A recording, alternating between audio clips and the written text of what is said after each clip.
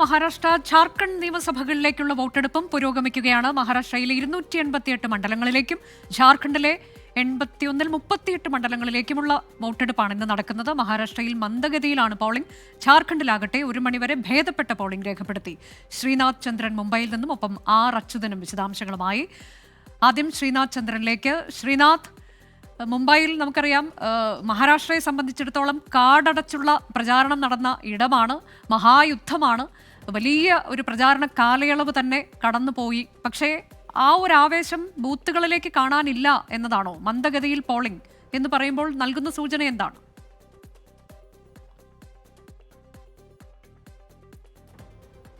പക്ഷേ അതിനൊത്ത തരത്തിലുള്ള ഒരു ഇപ്പോൾ ദൃശ്യങ്ങൾ ഞാനിപ്പോൾ നിൽക്കുന്ന ഈ സ്കൂളിൽ ഇപ്പോൾ അർജുൻ കപൂർ വോട്ട് ചെയ്യാൻ വേണ്ടി വന്നിരിക്കുകയാണ്.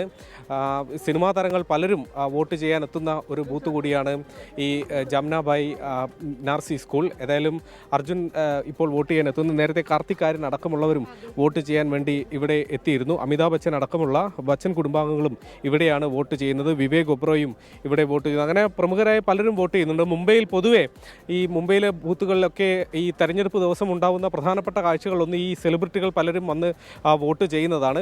ഏതായാലും ഞാൻ തുടക്കത്തിൽ പറഞ്ഞതുപോലെ പോളിംഗ് ശതമാനം അത് നമ്മൾ പ്രതീക്ഷിച്ച അത്ര ഉയരുന്നില്ല. ഏറ്റവും ഒടുവിൽ ലഭിക്കുന്ന കണക്ക് പ്രകാരവും ഏതാണ്ട് 20% മാത്രമേ 12 മണിയോടെ പോളിംഗ് മഹാരാഷ്ട്രയിൽ ആകെ തന്നെ ഉണ്ടായിട്ടുള്ളൂ. നമുക്കറിയാം കഴിഞ്ഞ സമീപകാലത്തുണ്ടായ തെരഞ്ഞെടുപ്പുകളിലൊക്കെ സംസ്ഥാനത്ത് ഏതാണ്ട് 61%-ത്തിനടുത്താണ് ലോക്സഭയിലായാലും നിയമസഭയിലായാലും ഈ പോളിംഗ് ശതമാനം എത്തിയിട്ടുള്ളത്. ഇത്തവണ ഒരുപക്ഷെ 65 വരെ പോകാം എന്ന് പ്രതീക്ഷിച്ചു. അത്രയധികം പോകുമോ എന്നുള്ള കാര്യം ഇപ്പോൾ സംശയമായിട്ട് തന്നെ ഉണ്ട്. ഈ വിധമാണെങ്കിൽ അത് അത്രയും പോകാനുള്ള സാധ്യത ഏതായാലും കാണുന്നില്ല. ഏതായാലും ശിവസേനയ്ക്കുള്ളിലും NCPക്കുള്ളിലും ഉണ്ടായ പിളർപ്പ്, അതിനുശേഷം ഇരു പാർട്ടികളിലും ആരാണ് കരുത്തർ എന്ന് തെളിയിക്കുന്ന അതിനുവേണ്ടി നടത്തുന്ന ഒരു പോരാട്ടം, അങ്ങനെ ഈ പാർട്ടികളെ സംബന്ധിച്ചിടത്തോളം വളരെ പ്രധാനപ്പെട്ട ഒരു തെരഞ്ഞെടുപ്പാണ്.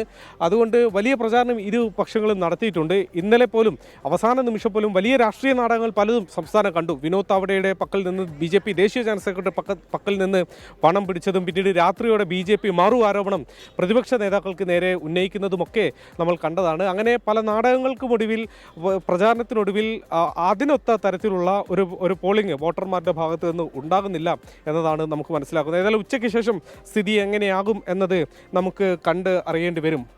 അനുജ, അതാണ് മഹാരാഷ്ട്രയിൽ നിന്നുള്ള വിവരങ്ങൾ. അവിടെ മന്ദഗതിയിലാണ് പോളിംഗ്. മുംബൈയിൽ ഇപ്പോൾ പല മേഖലകളിൽ നിന്നൊക്കെയുള്ള പ്രമുഖർ എത്തി വോട്ട് രേഖപ്പെടുത്തുന്നുണ്ട്. സിനിമാ മേഖലയിൽ നിന്ന്, കായിക രംഗത്തു നിന്നൊക്കെയുള്ളവർ അങ്ങോട്ടേക്ക് എത്തുന്നുണ്ട് എന്നതാണ്. ഇനി ജാർഖണ്ഡിൽ എന്താണ് നിലവിലെ സ്ഥിതി? ആർ അച്യുതൻ വിശദാംശങ്ങളുമായി.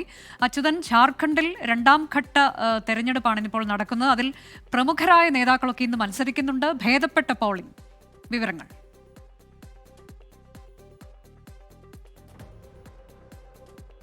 അനുജ സൂചിപ്പിച്ചതുപോലെ തന്നെയാണ് 1 മണിവരെയുള്ള കണക്കുകൾ പരിശോധിക്കുമ്പോൾ 47.92% പോളിംഗാണ് രേഖപ്പെടുത്തിയിരിക്കുന്നത്. പക്ഷേ ആദ്യഘട്ടത്തെ അപേക്ഷിച്ച് നോക്കുമ്പോൾ 2ാം ഘട്ട പോളിംഗ് അത് ഒരു 2ാം ഘട്ട പോളിംഗിൽ ഒരു വർധനവുണ്ട് എന്നത് ആ ഒരു താരതമ്യപ്പെടുത്തുമ്പോൾ മനസ്സിലാക്കാൻ കഴിയും. 38 മണ്ഡലങ്ങളാണ് ഇക്കുറി ഈ 2ാം ഘട്ടത്തിൽ ജനവിധി തേടുന്നത്. പ്രമുഖരായിട്ടുള്ള നിരവധി പേരുണ്ട്.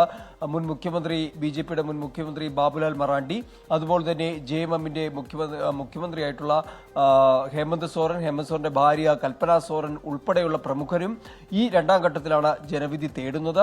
വലിയ രീതിയിൽ ഇത്തവണ BJP ഒരു കളം നിറഞ്ഞുകൊണ്ട് പ്രചാരണം നടത്തിയ ഒരു സംസ്ഥാനമാണ്. പ്രധാനമന്ത്രി തന്നെ നിരവധി തവണ റാലികൾ അഭിസംബോധന ചെയ്തു. കേന്ദ്ര ആഭ്യന്തരമന്ത്രി അമിത്ഷാ, പ്രതിരോധ മന്ത്രി രാജ്നാഥ് സിംഗ് ഉൾപ്പെടെയുള്ളവർ നിരന്തരം ക്യാമ്പയിനുമായി രംഗത്തുണ്ടായിരുന്നു. നുഴഞ്ഞുകയറ്റമായിരുന്നു BJP പ്രധാനമായും ഒരു ചർച്ചാ വിഷയമാക്കി വിട്ടത്. അതിന് പ്രധാന കാരണം ഈ ഗോത്ര വിഭാഗങ്ങളെ ഇത്തവണ അവരുടെ ഇടയിലേക്ക് ഒരു സ്വാധീനം ഉറപ്പിക്കുവാൻ കൂടി BJP അതിനുവേണ്ടി ഒരു തുടക്കം കുറിച്ചു.